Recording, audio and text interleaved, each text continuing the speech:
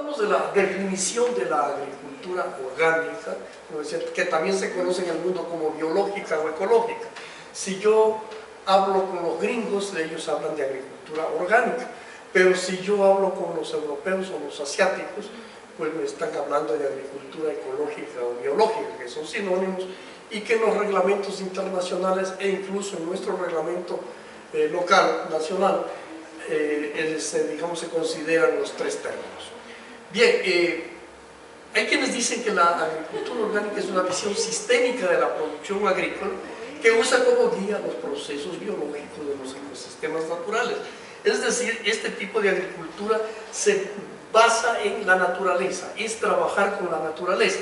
Por otra parte, se dice que es una visión holística, es decir, una visión integradora de la agricultura que promueve la intensificación de los procesos naturales para incrementar la producción. ¿Cuáles son los procesos naturales? Por ejemplo, la naturaleza hace compost, o sea, abono orgánico que llamamos ahora, o compost, ¿no es cierto? El bosque deja caer sus hojas, sus desechos, los animales dejan sus excrementos, sus orinas, muchos mueren, con acción de la temperatura y de la humedad se integran nuevamente y se mantiene un ciclo cerrado de nutrientes. Eso es lo que se trata de incentivar, de intensificar en la agricultura orgánica. Es decir, a propósito, nosotros ponemos a descomponer desechos, ponemos a fermentar desechos a efecto de proveernos de los abonos orgánicos. Otro concepto, por ejemplo, para el Departamento de Agricultura de los Estados Unidos, la agricultura orgánica es aquella que evita o excluye en parte el uso de agroquímicos en general. Y es así porque la agricultura orgánica permite utilizar algunos productos que realmente son químicos, sí, pero que son naturales, como el caso, por ejemplo, el polvo de rocas basálticas, rocas fosfóricas, fosforadas, azufradas, etcétera, ¿no es cierto?, se pueden utilizar. Y algunos productos como el hidróxido de cobre, el sulfato de cobre, sulfatos en general, que también los podemos utilizar de manera complementaria. Capitulando todo lo que he manifestado, podemos decir que este tipo de agricultura es aquella apropiada a las particularidades de los ecosistemas en los que se desarrolla y con los cuales guarda relaciones armoniosas. Esto quiere decir que es una agricultura, digamos, en términos humanos, personalizada, de acuerdo a cada sitio hay que actuar en función de las condiciones de suelos agroclimáticas que nosotros nos encontremos. No es entonces una agricultura de paquete, como nos dice, por ejemplo, la agricultura convencional, el paquete tecnológico. Aquí no hablamos de un paquete tecnológico, sino un manejo racional de los recursos naturales agroproductivos. Bueno, para la normativa, sí, sabían ustedes que nosotros tenemos una norma, que tenemos una ley. Resulta que el 98% de los colegas ingenieros agrónomos no saben que hay una ley. No sé por qué el Estado no la promueve, ya, porque si en algún rato en las cadenas nacionales el presidente sale a decir, señores, producir orgánico y comer productos orgánicos es excelente, les aseguro que va a ser un gran bien a la agricultura. Desgraciadamente esto no se dice. Pero de acuerdo a la normativa de la producción agropecuaria, el concepto que aparece ahí es este, es un sistema, dice, holístico de gestión y producción que fomenta y mejora la salud del agroecosistema, en particular la biodiversidad, los ciclos biológicos y la actividad biológica del suelo. Miren, ya estamos hablando de la salud de los agroecosistemas. Nosotros tenemos agroecosistemas enfermos, y enfermos por el mal manejo que se les ha dado a lo largo de más de 60 años de aplicación de los principios de la Revolución Verde, ¿ya? Yo siempre me estoy quejando y digo, ¿qué se ha hecho en 60 años por la base única del suelo, por la base orgánica, que es la base de la fertilidad de los suelos? Absolutamente nada. De ahí que los rendimientos cada vez sean menores. Y no lo digo yo, lo dicen las estadísticas del Censo Nacional Agropecuario. Miren, por ejemplo, les comento que los viejos papeles del Carchi dicen que hace 25 años no era nada difícil sacar 1000 quintales de papa por hectárea. Ahorita el promedio ahí es 350, y eso siendo la zona gran productora de papas. A nivel nacional, el promedio es 5 toneladas métricas por hectárea, es decir, 122 más o menos toneladas quintales por hectárea, y eso es muy lamentable. Entonces dice, por ejemplo, más adelante la conceptualización dice que los sistemas de producción orgánica se basan en normas de producción específicas y precisas, cuya finalidad es lograr agroecosistemas óptimos que sean sostenibles desde el punto de vista social, ecológico y económico. Siempre estamos hablando de la sostenibilidad que tiene que darse desde esos tres puntos de vista: social, ecológico y económico. Bien, bueno, en el mundo ha habido una serie de corrientes alrededor de la agricultura. Ustedes conocen que la agricultura de los químicos se incentiva, se le pone mucha fuerza cuando concluye la Segunda Guerra Mundial, que no se hizo pues ya a pedradas ni a palazos, sino que se hizo con explosivos, se hizo con polvo, ¿no es cierto? Entonces, resulta que cuando termina la Guerra Mundial, se habla de la química de los solubles, ¿no es cierto? De los nitratos, de los fosfatos, de los productos a base de potasio, ¿ya? Que son los elementos con los que se hace la pólvora, ¿ya? Con los que se hizo el gas sarín y el gas mostaza para la guerra, ¿ya? Entonces estas fábricas se quedaban en el aire sin negocio, y es entonces cuando se le pone mucha fuerza a estos productos y se los mete en la agricultura. Posteriormente, por ejemplo, los herbicidas. ¿Cuándo entran los herbicidas? Después de la guerra del Vietnam, cuando son utilizados como elementos de guerra y luego se los trae acá y se les pone mucha fuerza y ahí estás. Y todo eso, miren, ha hecho daño a lo largo de la historia a los campos de cultivo en el mundo. Entonces, miren, es un poquito lo que muestro aquí en la diapositiva, desde 1924, la agricultura biodinámica de Rudolf Steiner, ¿no es cierto?, que habla de la energía cósmico-terrestre, y un poquito acercándonos a la agricultura de nuestros ancestros. La agricultura orgánica de Sir Albert Hoover en 1931, ella habla de la fertilidad del suelo y de la sanidad vegetal, ¿no? La fertilidad del suelo para él es la base única del suelo. La agricultura natural de no intervención de Masanobu Fukuoka, ya en el 35, él habla de una agricultura de no laboreo, no de hierbas, no químicos de síntesis, que también se acerca mucho a la agricultura ancestral. La agricultura natural de Jean-Marie Roger, en el 58, él habla de la biodiversidad, o sea, imitar a la naturaleza y la no intervención, es decir, cerrar los círculos de nutrientes a partir de sistemas altamente diversificados. En 1969 aparece Francis Chabouzou. Este es un ingeniero agrónomo francés y todavía vive, ¿no es cierto? Entonces habla de la vida sana, de la alimentación equilibrada, y más adelante, cuando yo toque el problema del manejo de plagas, voy a hablar a fondo sobre la teoría de la trofobiosis, que es una teoría que tiene que ver con la resistencia de las plantas a las plagas. Claude Aubert habla ya de la agricultura biológica en 1970 y habla de respetar las leyes de la vida. Ya un poquito es el inicio de la agroecología, que se basa en las leyes de la ecología, ¿cierto? La aplicación de eso. Bocchini Okada habla de la agricultura mesiánica, la salud, la agricultura natural, el arte. Entonces ya nos vamos entrando a esto que se llama la permacultura. ¿Sí?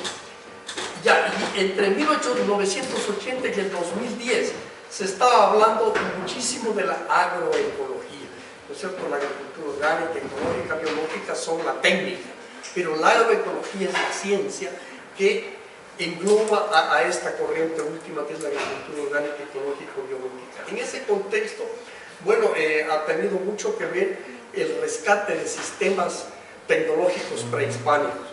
¿Cierto?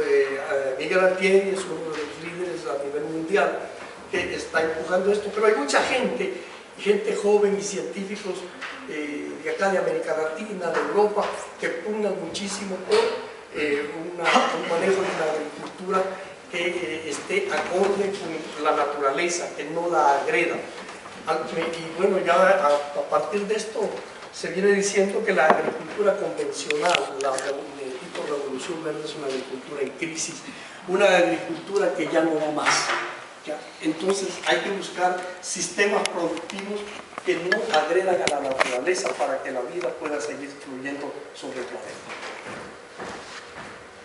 Bien, miren, la pongo siempre aquí porque este es el librito, es el reglamento de la normativa de la producción orgánica agropecuaria en el Ecuador. Se puso en vigencia cuando estuvo Lucho Mancas al frente del Ministerio de Agricultura, y ahí está, ¿no es cierto? Entonces esta es la normativa, no es que no haya, ¿ya? Entonces sí hay. Desgraciadamente, miren, como les digo, gran parte de los colegas no saben que hay esto, ¿ya? Y por otra parte, las 36 universidades que ofrecen carreras para el agro todavía siguen manejando programas de enseñanza basados en los principios de la Revolución Verde, y hay muchos maestros que se han quedado anclados en la década de los años 60. Entonces no ha evolucionado. Hay muy pocos que ya están entrando de manera medrosa todavía a la práctica de una agricultura diferente. Bien, ¿cuáles son los principios fundamentales de la agricultura orgánica? Primero, respeto por la naturaleza y su biodiversidad, ¿cierto? Que entiende y respeta las leyes de la ecología, trabajando con la naturaleza y no contra ella. No se trata de dominar a la naturaleza como nos ha propuesto la agricultura convencional. Fertilizar, ¿no?, artificialmente a las plantas a base de químicos solubles, ¿ya?, y otros esforzados. Matar, ¿no es cierto? Porque cuando ellos saben la agricultura convencional aparecen las plagas, dicen que hay que controlar. Y controlar es sinónimo de matar, de eliminar. Acá en la agricultura orgánica lo que nosotros tratamos es de convivir con la biodiversidad dentro de la que están los insectos, los patógenos, etc., pero siempre y cuando no se conviertan en plagas, es decir, que no se constituyan en poblaciones críticas que nos hagan daño. Entonces, miren, esto, el fundamento es el uso de la diversidad biológica, evitando la pérdida de especies valiosas para la humanidad. En la actualidad, por ejemplo, se está proponiendo ya la transgénesis, y eso es gravísimo para los países, para nuestros países que han sido los bancos de germoplasma. El momento, por ejemplo, en que manejamos transgénicamente un maíz, ¿no es cierto? Nosotros fuimos el origen del maíz en nuestros territorios, o del cacao, o de alguna planta de ese estilo. El momento que viene un transgénico, seremos eternamente dependientes de la empresa que produce esto, mientras perdemos diversidad. Bien, este tipo de agricultura también propende el uso de los recursos naturales renovables y disminuye el uso de los no renovables. Da importancia preponderante al conocimiento y al manejo de los equilibrios naturales encaminados a mantener los cultivos sanos, trabajando con las causas y no con los síntomas como medio de prevención. ¿No es cierto? La agricultura convencional, ¿qué hace? Va a ver los síntomas, va en la sintomatología. Pero ¿por qué se produce el ataque de un insecto, de un patógeno? Eso no lo hace, ¿no es cierto? Solamente los síntomas.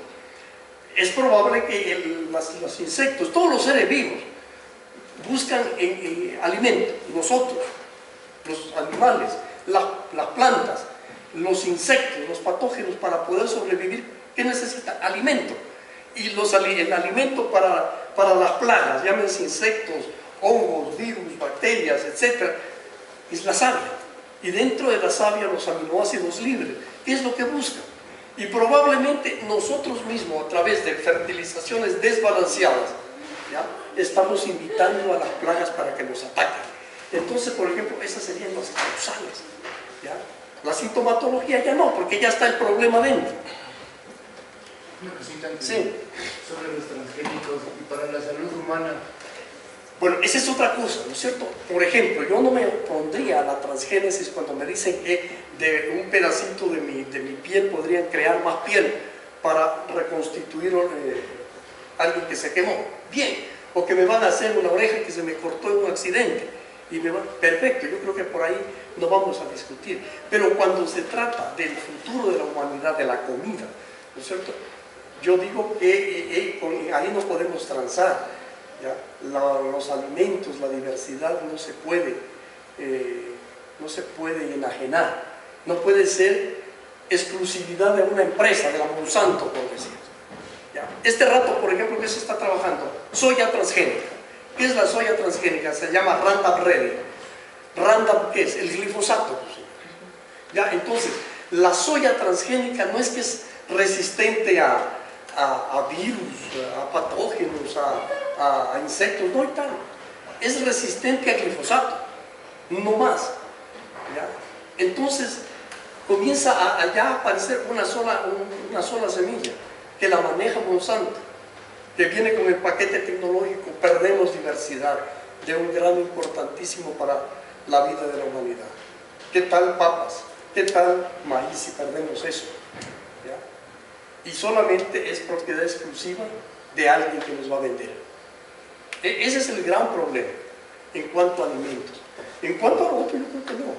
Yo digo no, sí. Me dicen que a través de transgénesis van a hacer un plasma que salve la vida de la gente, está bien. Pero lo otro sí es grave.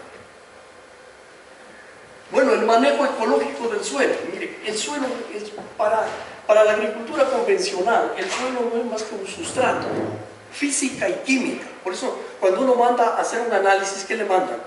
Textura. Suelos limosos, arenosos, arcillosos, ¿y qué más? Química, nitrógeno, fósforo y potasio, y algunos otros elementos. Ese es el análisis de suelo. ¿Y la vida dónde se quedó?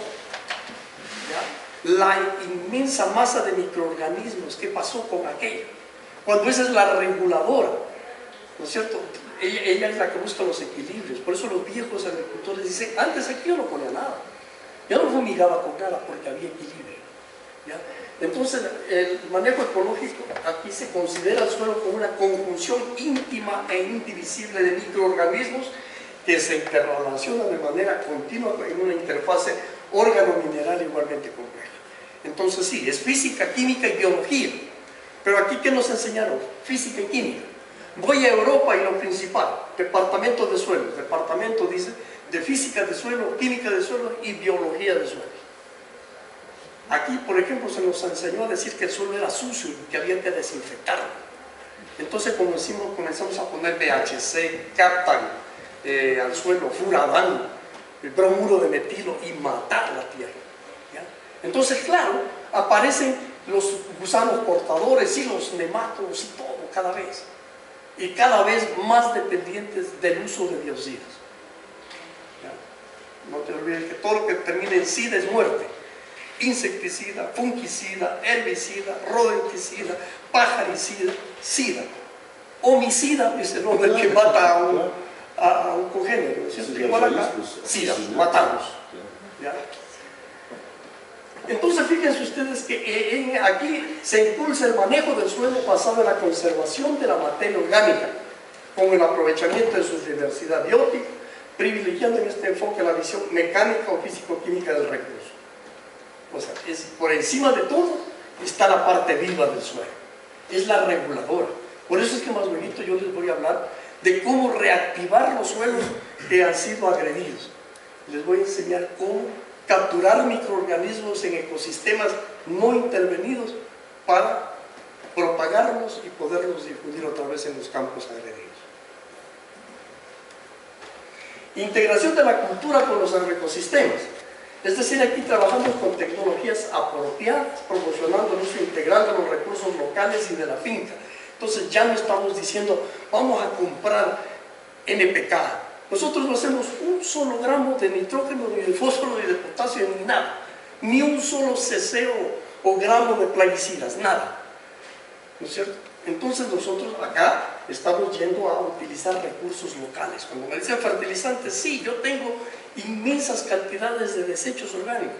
Mira, en un trabajo que yo estoy preparando en un libro que pondré a consideración en breve, encuentro que hay alrededor de 120 millones de desechos, toneladas de desechos biodegradables en el Ecuador al año. ¿No es cierto? De las actividades urbanas, de las actividades agrícolas, pecuarias, agroindustriales, de los cuerpos de agua, de todo ese material, 120 millones de toneladas. Que no procesemos las 120, que no procesemos el 50%, el 25%, que con ese 25% solventaríamos nosotros el problema de la fertilidad de los suelos del país. ¿Ya? Entonces fíjense, aquí en esta parte también nosotros vamos tras el rescate de los conocimientos ancestrales, ¿ya? y tratando de hacer una simbiosis entre estos aportes y la ciencia y la tecnología contemporánea. No podemos desconocer que hemos caminado muchísimo también, pero sí, alguna vez alguien dijo que los ingenieros agrónomos teníamos que ser humildes y volver la cara atrás y ver cómo nuestros ancestros manejaron sus recursos naturales. Entonces estamos en esa línea, vean ustedes, rescatar conocimientos ancestrales. La Constitución habla de esto, hagamos funcionar esa parte. La Constitución habla de la agroecología como base del desarrollo nuestro. Y desgraciadamente a don Rafael nos van a entregar los combos agropecuarios. 3 sacos de urea, 2 sacos de semilla y 3 sacos de monitor. ¿Qué va a hacer? No puede ser. Si eso no está así. Entonces, la Constitución que nosotros aprobamos, para mí es revolucionaria en ese aspecto, pero no se está aplicando como debe ser. Entonces lo que nosotros intentamos es un diálogo de saberes, de lo que va a salir una cuestión nueva, acorde a nuestra realidad económica, sociocultural, agroecológica, etc. Otra cosa es promover la rentabilidad económica y ecológica de los sistemas de cultivo. La agricultura es un negocio también, ¿no? Y debe dar réditos de carácter social, ¿no es cierto?, contribuyendo a la soberanía alimentaria de la que está hablando la Constitución también. Pero igual, tiene que permitir ingresos económicos para solventar otras necesidades que el hombre tiene, ¿cierto? Salud, educación, vivienda, vestido y hasta recreación. Todo. Recreación más que nada. Chuta, imagínate. Porque los griegos son los de trabajar más que nada. La otra, defendemos la salud humana y la continuación de la vida en los agroecosistemas, oponiéndonos a los venenos en la agricultura, definitivamente, eso sí. Favorecer la salud de los trabajadores, consumidores, el ambiente biofísico, eliminar los riesgos asociados al uso de agroquímicos sintéticos, reducir y eliminar el uso de aportes energéticos externos y la dependencia exterior de sistemas productivos, o sea, eliminando el uso de plaguicidas y fertilizantes químicos sintéticos. Vamos para allá. Y vamos a ver más adelante que eso es posible, que sí es posible hacer, que no es una utopía. Estimula la autogestión y promueve el dominio tecnológico social, es decir, la tecnología de todos, la tecnología en manos de todos. No tiene por qué ser una cosa difícil, como se la pretende hacer. Desde las universidades nos enseñan a hacer unas formulaciones rarísimas, que solamente los expertos las manejan. Otra, fomentar y retener la mano de obra rural, procurando la fuente de empleo permanente. Y aquí en esta parte yo sostengo que la agricultura es tal vez la única actividad que podría dar ocupación a casi toda la sociedad ecuatoriana, a todas las corrientes del saber. No solamente es para los ingenieros agrónomos, los veterinarios, los biólogos, es para los médicos, es para los educadores, es para los comunicadores, los transportistas, los mecánicos, es para todos, porque el campo, al atraer gente al sector rural, va a necesitar de todo esto, ¿ya? Es más, nuestra vocación ancestral es esa, agricultores. Nosotros no hemos sido mineros, ni pescadores, ni petroleros, peor guerreros. Este es un pueblo de paz y un pueblo de agricultores. Yo así lo defino y así lo he visto. A ver, ¿qué más? Esto que hay que ponerle mucha énfasis. Evita caer en la formulación de paquetes tecnológicos. ¿Qué es un paquete tecnológico? Estos que se han generado o en las universidades o en el INIA, en los INIAs que el imperialismo creó en toda América Latina, los institutos de investigación agropecuaria. Paquete tecnológico es decir, a ver, semilla mejorada, híbrida, aquí está. Tiene que poner tantas libras o kilos por hectárea. Tiene que poner 6 sacos de 18-46-0, 12 de 12, 24-12 y 4 sacos de urea. Si aparecen los insectos, o antes de que aparezcan los insectos, cada 8 días religiosamente usted tiene que poner o fumigar con tales y tales y tales insecticidas, o poner tales fungicidas, paquete tecnológico. Es como que si un médico quisiera andar curando a todo el mundo con la misma receta, y eso no es así. Por eso es que esta otra agricultura da atención particularizada a las condiciones de cada sector.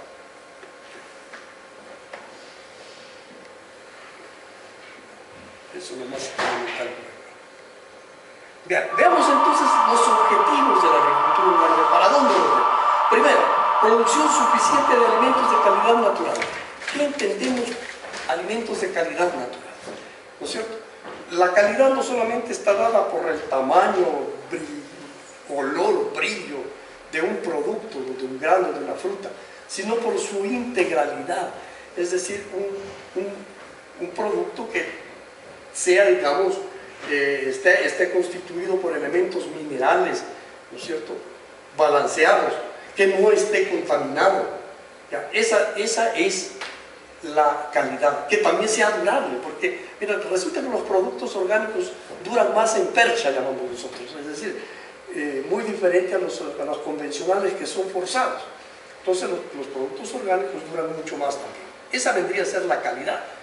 Máxima conservación del equilibrio natural, es decir, nosotros intervenimos dentro de los sistemas y los ciclos naturales a fin de potenciar la vida, es decir, mantener el equilibrio. Otro objetivo: conservación de los recursos naturales, la vida silvestre, la tierra cultivable, su fertilidad, el agua continental, los combustibles fósiles, los minerales que se utilizan como abonos, porque hay muchísimo mineral que nosotros podemos echarle mano a este país, siendo un país de origen volcánico, lógicamente, que tiene cantidades de afloramientos de rocas con principios fertilizantes. Mire, la misma ceniza de los volcanes tiene principios fertilizantes, porque es la tierra la que está saliendo ahí, los elementos fertilizantes. Lo malo de la ceniza es que si no se manejan los cultivos, se van a asfixiar, porque la ceniza se ubica sobre los haces foliares. Se van a asfixiar, no hay fotosíntesis, no hay respiración y colapsan las plantas. Pero que la ceniza vegetal hace daño a la tierra, no es cierto. Ayer que antier leí en el periódico que las tierras que son aledañas al volcán se dañan por eso. Eso es falso. Eso es falso. Al contrario. ¿Ya? Yo siempre digo que los volcanes están compensando a la naturaleza que ha sido agredida. Una situación como esta. Sí. Hay gente aquí en Riobamba que están llevando La ceniza. la ceniza, están llevando a las plantaciones de banano para Sí, machar. así Están es. intercambiando Con banano, con rechazo. con rechazo para Hace la mucho rato se está haciendo eso. Porque ¿qué es? Son nutrientes, compañeros. Ahí está el sílice. El Chincha, cómo se floreció en la naturaleza. Claro. El sílice, por ejemplo, que no nos han dicho a nosotros que el sílice es un fertilizante extraordinario que crea resistencias en los órganos de las plantas, está allí. Mire, a mí me contrataron hace algún rato cuando comenzó la erupción de los volcanes, de los dos volcanes que comenzaron simultáneamente, para que determine los daños producidos por la ceniza, y resulta que la ceniza no dañaba la tierra. Daña los cultivos si no se manejan los cultivos, eso sí es cierto. Y encontré una cosa muy curiosa: en la ceniza volcánica había nitrógeno en niveles medios. Entonces Fernando Ortiz, que ya falleció, me decía: Manuel, pero tú estás loco, ¿de dónde sacas pues, la ceniza, el nitrógeno? Entonces yo le decía: verás, aquí arriba, aquí en la atmósfera, hay 80.000 toneladas de nitrógeno por cada hectárea en el planeta. ¿Ya? Es nitrógeno atmosférico. Como las emisiones volcánicas son húmedas y el nitrógeno está acá, lo capta en el ambiente y lo baja al suelo. Esa es, me dijo, me ganaste esto. Así. Por ahí. Bueno, otro, tener en cuenta el amplio impacto social y ecológico del sistema de producción y procesamiento ecológico. Esto tiene un impacto pero grandísimo. Uno, porque ustedes saben, los productos orgánicos ecológicos en el mercado, especialmente en el internacional, comienzan a tener precios diferenciados que están mejorando los niveles de vida de muchos agricultores, especialmente los que están exportando, pequeños productores de banano, de cacao, de café, ¿no es cierto? Que pues ahora tienen están mejor realmente porque les pagan bien, ¿ya? Entonces el impacto social y ecológico, o sea, ellos saben y se dan cuenta que sus campos cada vez se van mejorando, cada vez producen más, la gente está más contenta, ¿no es cierto? Uno va a las áreas productoras y uno encuentra gente alegre,